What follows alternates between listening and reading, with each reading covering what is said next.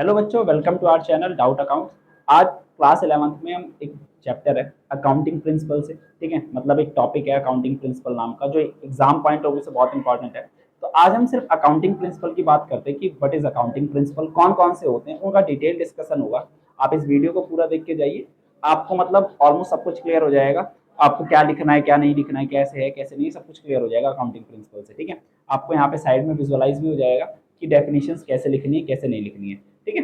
तो आज हम पहले बात करते हैं अकाउंटिंग प्रिंसिपल की। पहली बात तो अकाउंटिंग प्रिंसिपल होता क्या है। अकाउंटिंग प्रिंसिपल का मतलब अकाउंटिंग प्रिंसिपल होता क्या है, सबसे बात इंपॉर्टेंट बात आती है ये अकाउंटिंग प्रिंसिपल। ये क्या होते हैं आपके, it is general law, it is general law of accounting, general law of accounting.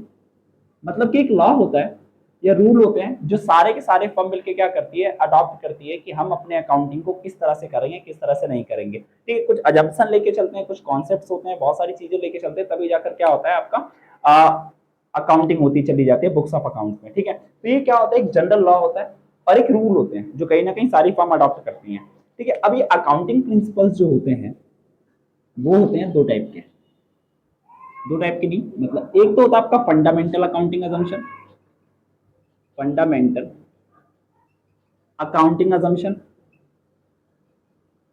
ठीक है, ठीक है। और एक होता है आपका अदर प्रिंसिपल्स, अदर प्रिंसिपल मतलब अदर प्रिंसिपल भी और होते हैं और नहीं, ठीक है। तो दो टाइप के होते हैं, एक अदर प्रिंसिपल और एक होता है फंडामेंटल अकाउंटिंग अजम्पशन। इससे पहले दो चीजों पे बात करते हैं, अकाउंटिंग कॉन्सेप्ट्स और अकाउंटिंग कन्वेंशंस। अकाउंटिंग कॉन्सेप्ट्स का मतलब क्या होता है, एक फंडामेंटल अजम्पशंस होती हैं जो ये मान ली जाती है कि हर एक फर्म में फॉलो होती ही होती होगी, समझ में आ गई बात। उसको क्या बोला जाता है, अकाउंटिंग कॉन्सेप्ट या फिर फंडामेंटल्स, ठीक है। और एक होता है अकाउंटिंग कन्वेंशंस। कन्वेंशंस का मतलब हिंदी में कन्वेंशन को बोलते हैं परंपराएं, ठीक है। तो अकाउंटिंग कन्वेंशन का मतलब क्या होता है, वो सारी प्रैक्टिसेस जो बहुत पहले से चलते हुए आ रही है, टाइम टू टाइम चलते हुए आ रही है, तो आज के टाइम पे वो एक कन्वेंशन बन गई, मतलब एक परंपरा बन गई है। जैसे आपके घर में लेट्स सपोज फिल्मों में देखा होगा, एक परंपरा होती है कि हर साल हम दुर्गा पूजा कराएंगे या कुछ भी कराएंगे, ठीक है। ये परंपरा होती है कि हर साल हम एक दिन सारे पंडितों को खिलाएंगे या जितने भी जरूरतमंद लोग हैं उनको हम डोनेट करेंगे, जो भी है वो एक परंपरा चलती हुई आ रही है, कन्वेंशन जिसको बोला जाता है, ठीक है। ऐसे ही अकाउंटिंग कन्वेंशन भी होती है। तो फंडामेंटल अकाउंटिंग अजम्पशन और अदर प्रिंसिपल्स, इसमें ना बड़ी कंफ्यूजन होती है। मतलब जनरली बच्चा क्या समझ लेता है, जितने भी प्रिंसिपल आपने शायद पढ़े होंगे स्कूल में, नहीं पढ़े तो यहाँ पढ़ लो, ठीक है। सारे के सारे प्रिंसिपल एक जैसे नहीं होते हैं, उसमें से कुछ फंडामेंटल्स होते हैं। फंडामेंटल्स क्या होते हैं, देखो ये वो चीज होती है, it is presumed that, presumed, presumed का मतलब होता है मान लेना, presumed that all the entity is followed all the accounting assumptions, all the fundamentals, fundamental accounting assumption। मतलब ये मान लिया जाता है, ये मान लिया जाता है कि जितनी भी एंटिटी ओपन होंगी, जितनी भी फर्म्स ओपन होंगी, वो सारी की सारी फर्म फंडामेंटल अकाउंटिंग अजम्पशन जो अभी मैं लिखूंगा तीन होती वो, ठीक है, वो उसको हमेशा फॉलो करती रहेगी। ऐसी कोई भी फर्म नहीं होगी जो उसको फॉलो ना करती हो। अगर वो फॉलो नहीं करेगी तो बट ऑफ वैसे वो अकाउंटिंग कर ही नहीं सकते। तो फंडामेंटल अकाउंटिंग अजम्पशन तीन होते हैं आपके, एक होता है आपका going concern concept, going concern concept, एक होता है कंसिस्टेंसी अजम्पशन, कंसिस्टेंसी अजम्पशन, और एक होता है लास्ट वाला अक्रूवल बेसिस अकाउंटिंग या accrual basis assumption, accrual assumption लिख देते हैं हम सीधा सीधा।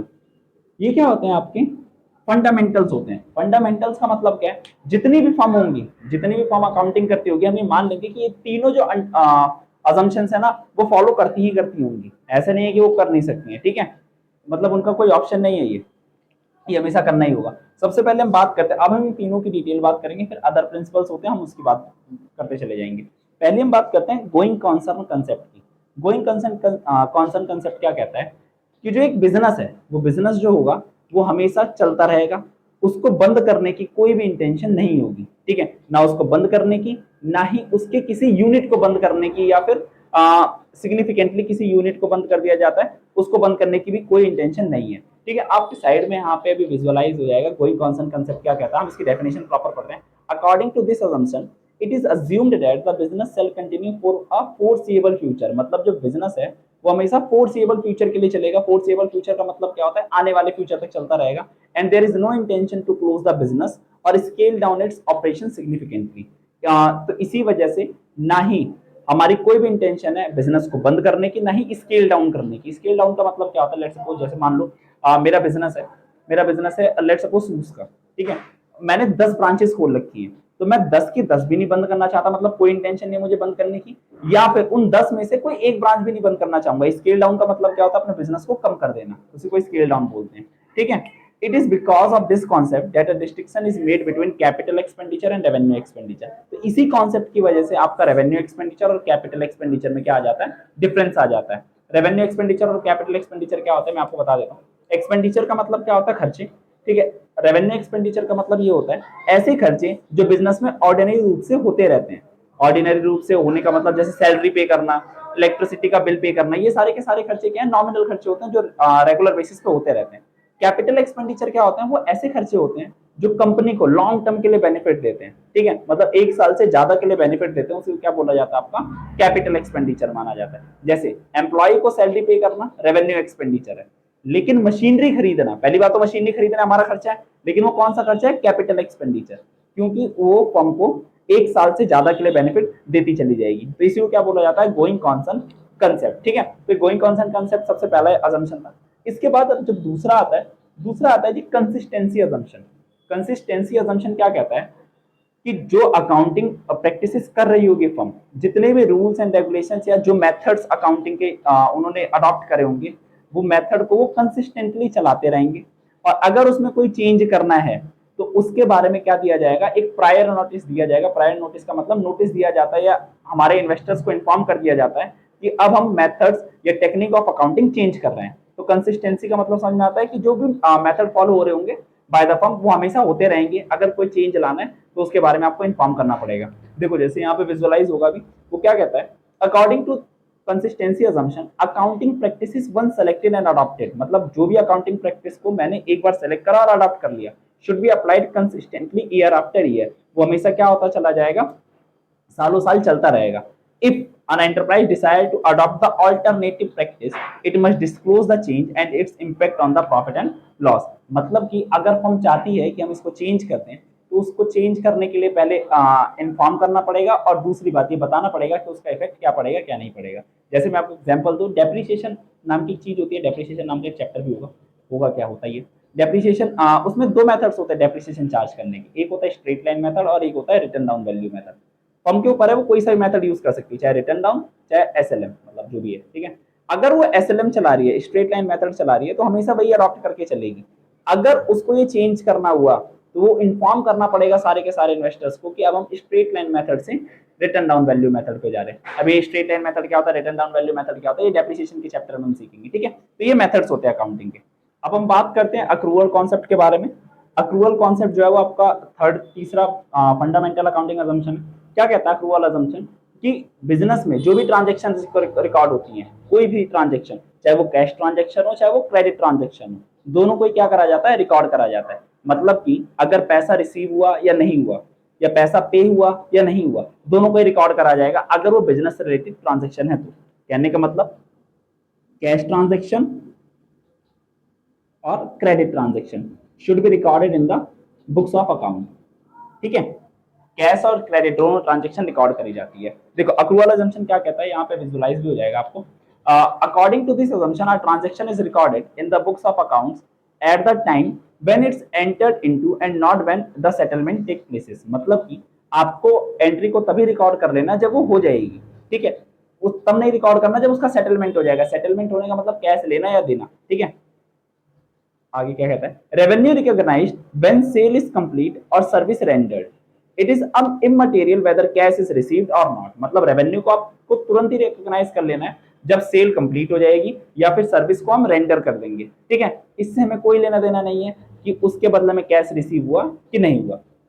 अगला क्या कहता है, expenses are recognised as expenses in the accounting period in which the revenue related to its recognized when paid is in cash or not। मतलब कि ऐसे एक्सपेंसेस जो सेम अकाउंटिंग ईयर के हैं, जो कि किससे रिलेट करता था, आपका रेवेन्यू से, उसको उसी साल रिकॉर्ड कर लेना है, चाहे उसके बदले में कैश पे हुआ हो चाहे ना हुआ हो, ठीक है। तो ये क्या कहता था आपका अक्रूवल अजम्पशन। तो ये तीन आपके क्या थे, फंडामेंटल अकाउंटिंग अजम्पशंस थे।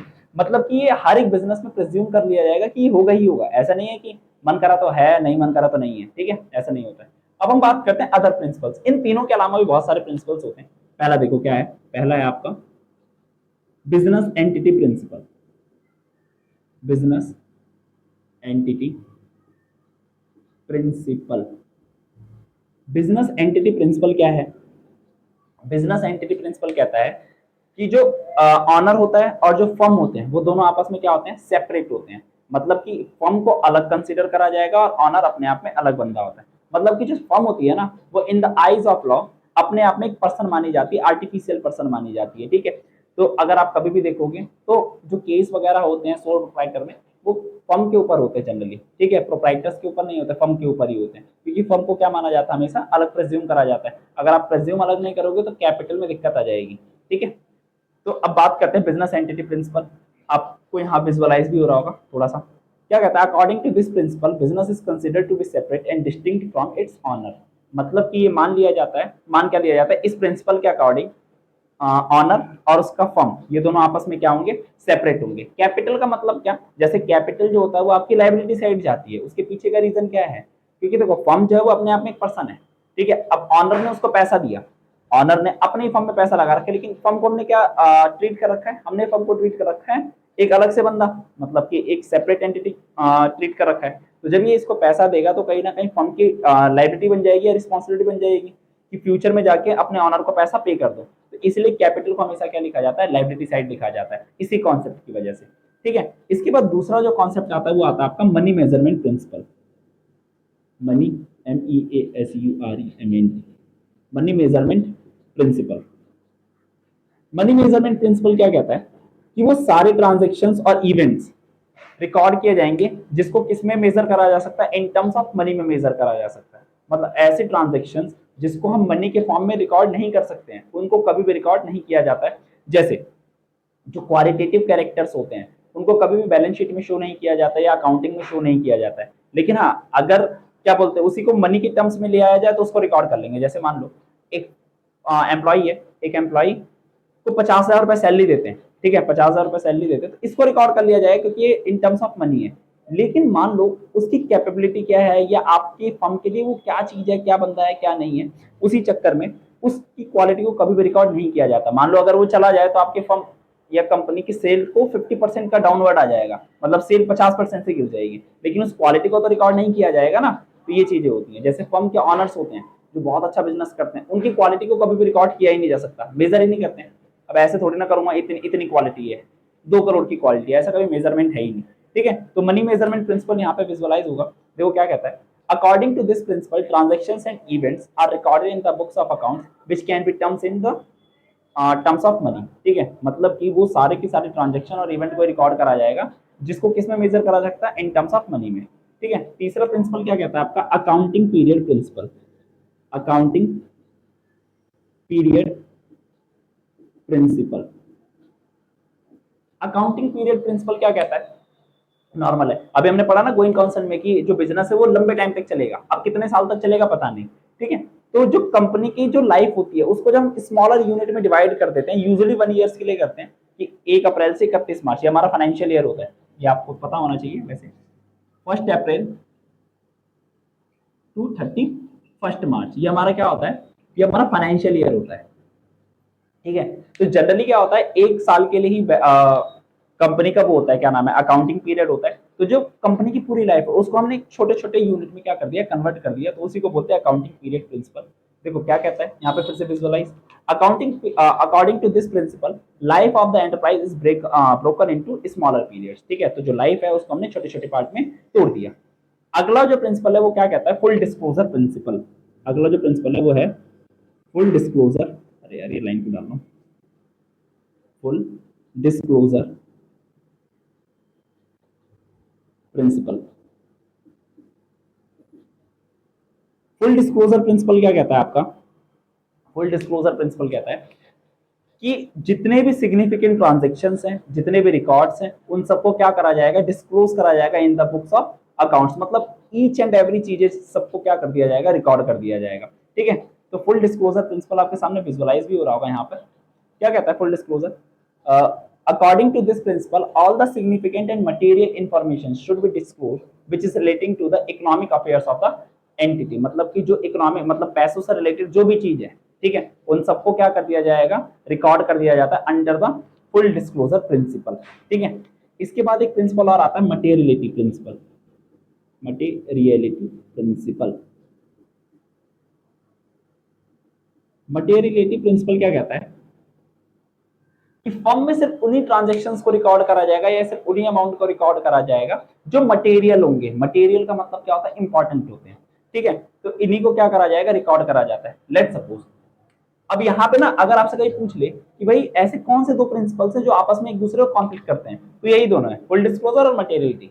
ये दोनों आपस में क्या करते हैं, एक दूसरे को कॉन्फ्लिक्ट करते हैं। जैसे मैं कैसे, जैसे मान लो एक मैंने लेट्स सपोज एक एसेट्स खरीदी, एसेट्स मान लो मशीनरी खरीदी गई। ठीक है, मशीनरी खरीदी गई 1,34,355, ठीक है, या 300 एंड लेट्स सपोज 370, 1,34,370 की मैंने क्या खरीदी, एक मशीन खरीदी।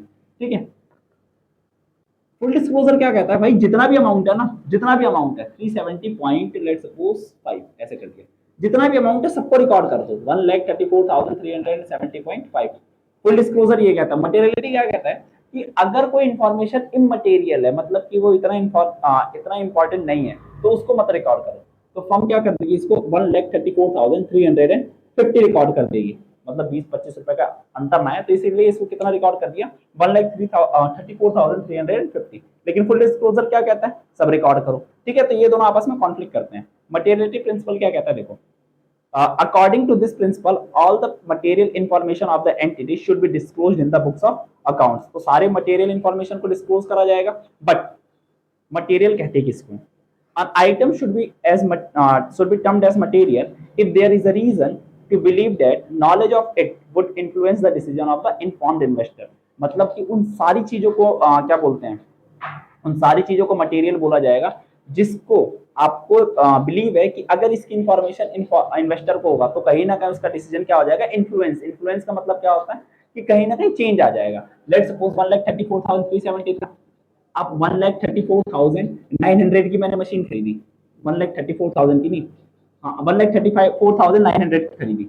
लेकिन फर्म ने पता क्या करा कि भाई ज्यादा मटेरियल है तो इसको 1 लाख लिख दिया। तो इतना भी गैप मत डालो कि 34,900 एक अच्छा खासा अमाउंट होता है छोटी फर्म के लिए। ठीक है, तो कहीं ना कहीं ये एक इन्वेस्टर के डिसीजन को क्या कर देगा, इन्फ्लुएंस। इन्फ्लुएंस का मतलब चेंज कर सकता है। समझ में आ गई बात? तो ऐसी सारी चीजों को मटेरियल बोला जाएगा जो कहीं ना कहीं इन्फॉर्मेशन को समझ में आ रहा है, इन्फॉर्मेशन को क्या कर देगा, क्या बोलते हैं, इन्वेस्टर के इन्फॉर्मेशन को आपको कहीं ना कहीं इन्फ्लुएंस कर देगा, या उनके डिसीजंस को क्या कर देंगे, कहीं ना कहीं इन्फ्लुएंस कर देंगे। चलो जी, अब हम अपने अगले प्रिंसिपल पे चलते हैं, प्रूडेंस प्रिंसिपल पे। प्रूडेंस और conservatism principle. Conservatism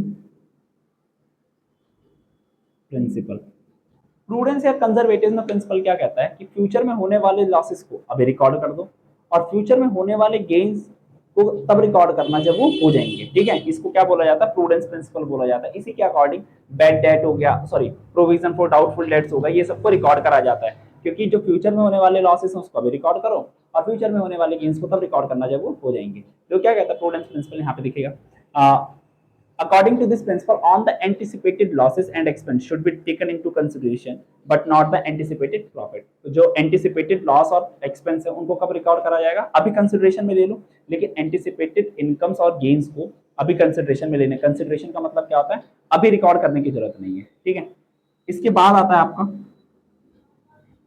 historical cost concept. Historical cost concept, historical cost concept क्या कहता है कि जो एसेट्स होती है उसको उस वैल्यू पे रिकॉर्ड करो जिस पे हमने उसको परचेज करा था, रिड्यूस द डेप्रिसिएशन, मतलब डेप्रिसिएशन माइनस करने, हर साल डेप्रिसिएशन माइनस करने के बाद जितनी भी एसेट्स की वैल्यू उसको रिकॉर्ड करा जाएगा और हमेशा कॉस्ट पे रिकॉर्ड करा जाएगा। कॉस्ट का मतलब क्या होता है, जितने पे मैंने उसको खरीदा था उसी को क्या बोलते हैं, हिस्टोरिकल कॉस्ट बोलते हैं। तो क्या कहता है कॉस्ट कॉन्सेप्ट, यहाँ पे आएगा वापस। According to this principle assets is recorded at cost at the time of its purchase, ठीक है, जब वो परचेज करा था तो उस टाइम पे जितनी कॉस्ट थी उस पर रिकॉर्ड करो, but is systematically reduced in the value by charging depreciation, तो सिस्टमेटिकली इसको क्या कर दिया जाएगा, रिड्यूस कर दिया जाएगा उसकी वैल्यू को, ठीक है। अब हम अपने नेक्स्ट पॉइंट की तरफ बढ़ते हैं। आपका 2-3 और रहता है, 1 मिनट रुक जाओ। अब जो 8 पॉइंट आता है वो आता है आपका matching principal, MATCHING, matching principal. Matching principal क्या कहता है, मैचिंग प्रिंसिपल कहता है जिस साल का एक्सपेंस है, सॉरी जिस साल का रेवेन्यू है उससे रिलेटेड एक्सपेंस को भी सेम ईयर में रिकॉग्नाइज कर दो, ठीक है, उसको क्या बोला जाता है, आपका मैचिंग प्रिंसिपल बोला जाता है, ठीक है। एक बार यहाँ पे आएगा तो आप देख लेना। According to this principle the expense for an accounting period are matched against related revenue rather than cash receive और कैश पेड, ठीक है। जो एक्सपेंस है उसी अकाउंटिंग ईयर से जिससे आपने रेवेन्यू कमाया था, ठीक है, उसको आपको रिकॉर्ड करना पड़ेगा, चाहे उसके बदले में कैश मिला हो चाहे ना मिला हो। कहने का मतलब ये है, लेट सपोज अब मैं सेल करता हूँ लेट सपोज 10 लाख की, लेकिन 10 लाख की जब सेल करूंगा तो उसके बदले में सैलरी वगैरह भी तो होगी ना, सैलरी पे करना है या जो भी चीज पे करनी है, तो वो जो एक्सपेंस उसको भी इसी साल रिकॉर्ड करा जाएगा। इसको क्या बोला जाता है, आपका मैचिंग कॉन्सेप्ट बोला जाता है, ठीक है। एक दो और रहते हैं, एक 9 पॉइंट आता है आपका duality principle, DUALITY, duality principle. Duality principle क्या कहता है आपका, डुअलिटी प्रिंसिपल कहता है कि जो डेबिट साइड है और क्रेडिट साइड है, अगर आप कभी ना जो आपकी बुक है उसको बंद करना, उसके पन्ने पे लिखा होगा double entry book keeping. Double entry का मतलब क्या होता है कि एक ट्रांजेक्शन के हमेशा 2 इफेक्ट जाएंगे, डेबिट साइड और क्रेडिट साइड, और with the equal amount, credit और डेबिट साइड हमेशा क्या होगी आपकी, इक्वल होगी। देखो यहाँ पे विजुअलाइज होगा, according to this principle every transaction has two aspect, a debit and credit with equal amount, ठीक है। और एक लास्ट आपका जो आता है वो आता है रेवेन्यू रिकॉग्निशन कॉन्सेप्ट, लास्ट में कहाँ लिखो, दिख रही नीचे, लास्ट में यहाँ लिख देता हूँ आपका 10th पॉइंट जो है, revenue recognition concept. Revenue recognition concept क्या कहता है, रेवेन्यू रिकॉग्निशन कॉन्सेप्ट कहता है कि रेवेन्यू को तब रिकॉग्नाइज करना जब उसके बदले में क्या मिल जाएगा, आपको पैसा मिल जाए। मिल जाएगा मतलब क्या होता है, ऑब्लिगेशन आ जाए सामने वाले पे। जैसे मैं आपको एग्जांपल देता हूँ, लेट सपोज जोमेटो से आपने कुछ ऑर्डर करा, ठीक है, जोमेटो से लेट सपोज आपने 1000 का सामान ऑर्डर करा, 1000 का आपने खाने के लिए सामान ऑर्डर करा, पिज्जा ऑर्डर करा, 1000 बहुत महंगा होगा, 500 का पिज्जा आपने ऑर्डर करा, ठीक है। जैसे ही आपने ऑर्डर करा, क्या जोमेटो उसको तुरंत सेल कंसीडर कर लेगा, उसको तुरंत सेल कंसीडर नहीं करेगा। रीजन बीइंग, लेट सपोज वो आपने पिज्जा तो ऑर्डर कर दिया, अब आपका मन बदल गया, आपने ऑर्डर कैंसिल कर दिया, तो क्या उनकी सेल तो गई, समझ में आ गया। तो किसी चीज को सेल कब रिकॉर्ड करेंगे, जब वो पिज्जा वाला आपके पास आ जाएगा, आपसे आपके हाथ में वो सामान पकड़ा देगा और पैसे ले लेगा, तभी वो क्या माना जाएगा, आपका सेल माना जाएगा। या कोई ऐसी चीज जहां पे कैंसिलेशन क्या बोलते हैं, अलाउ ही नहीं है, कि मतलब आप कैंसिल नहीं कर सकते, एक चीज बुक कर दिए तो वहां पे कैंसिल नहीं कर सकते, कैंसिल तो यहाँ पे कहीं ना कहीं आप ऑब्लिगेशन आ गया आपके ऊपर, या लीगली बाउंड हो गए कि आप उनको पैसा दोगे ही दोगे जो आपने क्या बोलते हैं, जो उनसे सामान खरीदा था। तो सेल कोई भी एंटिटी तभी रिकॉर्ड करती है जब उसके बदले में उनको पैसा रिसीव हो जाए, या फिर ऑब्लिगेशन ऐसा आ जाए सामने वाली पार्टी पे कि वो अब पैसा देंगे ही देंगे, चाहे कोई सा भी केस हो, चाहे वो सेल कैंसिल करें चाहे ना करें, ठीक है। तो जोमेटो कब रिकॉर्ड करेगा, जब वो पैसा उनको मिल जाएगा उनके हाथ में, क्योंकि अब मान लो बीच रास्ते में चल लेते, ऑर्डर कैंसिल हो गया, तो क्या उनकी सेल हो गई, नहीं हुई ना, तो सेल तब नहीं रिकॉर्ड करा जाता। तो देखो रेवेन्यू का रिकॉग्निशन यहाँ पे शो हो जाएगा, हो सकता है थोड़ा कट जाए। According to this principle, revenue is considered to have been realized when transaction has been entered into, जब ट्रांजेक्शन एंटर हो जाए, and obligation to receive the amount has been establish, और ऑब्लिगेशन एक एस्टेब्लिश हो जाए कि अब सामने वाली पार्टी से आपको पैसा लेना ही लेना है, ठीक है। तो ये सारे के सारे आपके क्या थे, प्रिंसिपल्स थे। ये आप एक बार आप इसको वापस देख लेना, और जितने भी वो जो डेफिनेशन आ रही थी ना आपके सामने, वो याद करके जाना, तो आपको सब कुछ बनाने आ जाएगा, ठीक है। अकाउंटिंग प्रिंसिपल की क्लास हम यहीं पर खत्म करते हैं। अब मिलते हैं हम अगली क्लास में एक नए टॉपिक के साथ, तब तक के लिए टाटा बाय बाय।